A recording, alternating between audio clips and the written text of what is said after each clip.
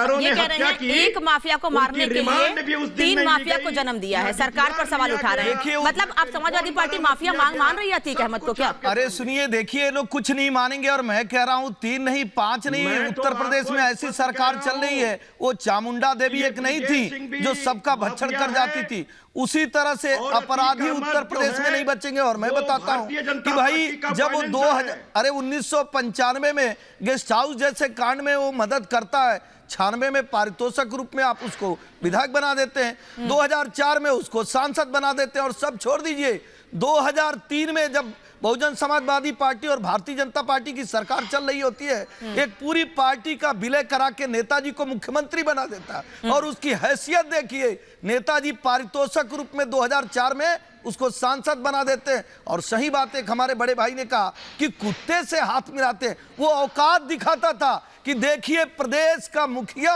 आज हमारे कुत्ते से हाथ मिलाने लायक है। और मैं तो कह रहा हूं उत्तर प्रदेश में एक ऐसी सरकार है, निश्चित तौर पे उस दिन जो भी हुआ वो नहीं होना चाहिए, लेकिन ये कोई कहे कि उसके बाद भी अपराधी बच जाएंगे या उसके साथ जिन्होंने इस घटना को अंजाम दिया है अगर वो समाजवादी पार्टी के भी होंगे, तो आपके जिम्मेदार चैनल पर कह रहा हूं कि पूज्य योगी आदित्यनाथ जी निर्धारित समय सीमा कर दिए हैं, 2 महीने के अंदर 2 एसआईटीओ का गठन, न्यायिक आयोग का गठन, और ये कह दिया गया है जो मिट्टी में मिलाने की बात कही गई है वो अपराधियों के लिए कही गई है, और वो अपराधी बचेंगे नहीं, ये आज भी कहा जा रहा है। कपिश जी कुछ कह रहे हैं, फिर दीपक झा से रिएक्शन होंगी। कपिश जी देखिए, बहुत स्पष्ट सी बात है, हमारे मित्र जो हैं वो वहीं जाते हैं जहां से उनको दिखाई देता है, लेकिन जहां से शुरू होता है वो तो जगह को दिखती नहीं। अच्छा। केसरीनाथ त्रिपाठी जी कौन थे और किसने अतीक को 3 बार विधानसभा भेजा, वो भी इंडिपेंडेंट पे? ये भारतीय जनता पार्टी के पाशे तो पुल्ली थे, लेकिन 2018 से तो अतीक अहमद भारतीय जनता पार्टी के फाइनेंसर थे, और अगर फाइनेंसर ना होते तो शाइस्ता प्रवीण और उनकी बहन ने 5 करोड़ रुपए की बात कही थी नंद गोपाल नंदी साहब की। अच्छा, उस पर क्यों नहीं FIR दर्ज की गई? क्यों नहीं जांच हुई? देखिए, क्यों उन्हें पद से नहीं हटाया गया? वो भारतीय जनता पार्टी का कल्चर है, भारतीय जनता पार्टी जाने। इतनी बड़ी फेल्योर कैसे हो गई? विपक्ष या कोई अन्य इतना बड़ा हो गया। और लवनेश तिवारी जो बजरंग दल का नेता है, जो भारतीय जनता पार्टी का नेता है, जो स्मृति ईरानी के बैठक में शामिल है, उसको आप कहते हैं किसी और? ये बताइए, आप लोगों की नाराजगी है किस बात पर?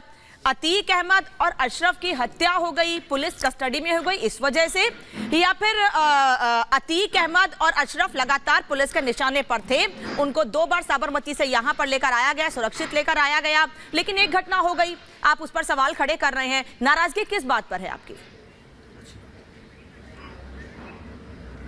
देखिए, बहुत स्पष्ट सी बात है, मैंने आपको पहले ही अपने वक्तव्य में साफ कह दिया था कि जब इस मुल्क का कानून हलाक होता है तो समाजवादियों को दिक्कत होती है। और वो अतीक होते या कोई और होता, या इन्होंने जो अभी 65 की लिस्ट जारी की उसमें इनके माननीय ब्रिजेश सिंह हैं, वो भी होते तो भी हमें वही होता, क्योंकि इस मुल्क का कानून बड़ा है और किसी का कोई कानून नहीं बड़ा है।